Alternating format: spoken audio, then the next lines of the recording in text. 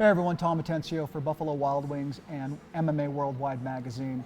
I'm here in Albuquerque, New Mexico at Jackson's Mixed Martial Arts.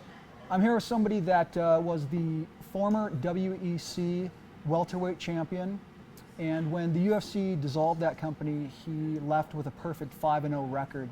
Aside from that, now he's the current UFC welterweight interim champion, none other than the natural born killer, Carlos Condit. Carlos, how are you? I'm doing well, Tom. How are you? Good, thank you. Thanks for coming on here. Let's talk about UFC 145 coming up Saturday, April 21st. Jones versus Evans. You know both of these guys. You've trained with both of these guys. It'll be in Atlanta, Georgia, at the Phillips Arena. Great fight. A lot of people don't realize that, it helps. It gives Rashad an advantage, obviously both of them, but Rashad's the only guy that's actually trained with him. Mm-hmm. So a lot of people don't understand that actually makes it a great fight because they've worked together. Tell me what you think about this. Well, they have trained together.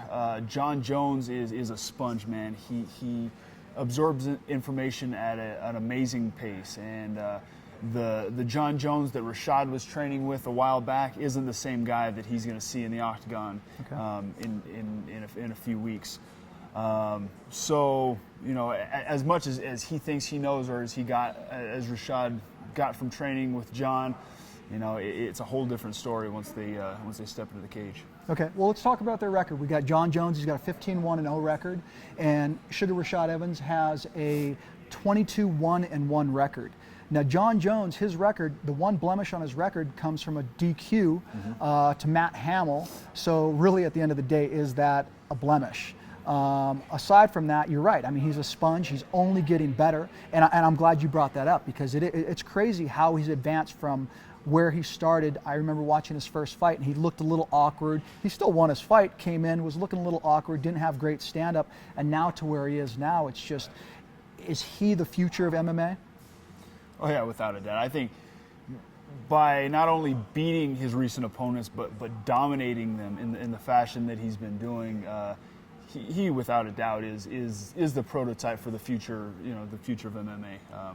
Well-rounded guys with amazing wrestling, amazing kickboxing, dangerous on the ground. But also, he's got a great head on his shoulders, and really looks at this sport with a cerebral approach. Good to know. So at the end of the day, if you have to make a choice, you're going to predict who do you think is going to win this fight? Well, Rashad has looked great in his last couple fights. He looked phenomenal against Tito Ortiz. Really picked Phil Davis apart.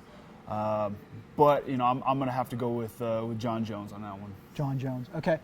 Yeah, I think unfortunately for Rashad, this is his fight. He has to win. Looking at the stats, one of the things is, I think it was 9 fights of Rashad's that has gone to decisions when Jon has pretty much finished the majority of his opponents. Mm-hmm. So I think, unfortunately, Rashad is the underdog, and I'm going to go with Jon Jones as well.